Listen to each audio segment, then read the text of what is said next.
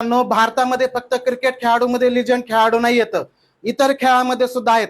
त्याच्यापैकी एक महत्वाचे खेळाडू सुनील छेत्री यांनी नुकतीच निवृत्तीची घोषणा केलेली आहे आणि या महान खेळाडूबद्दल आपल्या परीक्षेला प्रश्न विचारले जाऊ शकतात, त्याच्यामुळे त्याच्याबद्दल आपण माहिती पाहूया. भारतीय फुटबॉल संघाचे ते कर्णधार आहेत आणि फुटबॉलमध्ये विंगर किंवा स्ट्रायकर प्रकारचे ते खेळाडू म्हणून ओळखले जातात आणि ते त्यांच्या शेवटचा सामना आंतरराष्ट्रीय 6 जून 2024 ला कुवेत या देशाविरुद्ध खेळणार आहेत. तारीख पण लक्षात ठेवा. आणि सर्वाधिक आंतरराष्ट्रीय गोल करणारे जे खेळाडू आहेत जगामध्ये, त्याच्यामध्ये ऍक्टिव्ह खेळाडूमध्ये तिसरा आणि एकूण खेळाडूमध्ये त्यांचा चौथा नंबर आहे.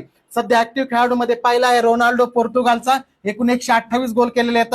2 नंबर आहे मेस्सी अर्जेंटिनाचा, 106 गोल केलेले आहेत आणि सुनील छेत्रीने एकूण 150 सामन्यामध्ये 94 गोल केलेले आहेत. त्याच पद्धतीने 100 पेक्षा जास्त आंतरराष्ट्रीय सामना खेळणारे पहिले भारतीय खेळाडू सुद्धा सुनील छेत्री हेच आहेत आणि त्यांचं मूळ गाव सिकंदराबाद हे जे आहे ते आहे. आणि त्यांना एकूण महत्वाच्या पुरस्कारामध्ये 2011 साली अर्जुन पुरस्कार, 2019 साली पद्मश्री पुरस्कार आणि 2021 साली क्रीडा क्षेत्रातला सर्वोच्च खेलरत्न पुरस्कार सुद्धा जिंकलेला आहे. आणि दक्षिण आशियाई फुटबॉल स्पर्धा जी आहे सॅप 2023 ची ही त्यांच्या नेतृत्वात नुकतीच भारताने जिंकलेली आहे. आणि आंतरराष्ट्रीय सामन्यामध्ये 3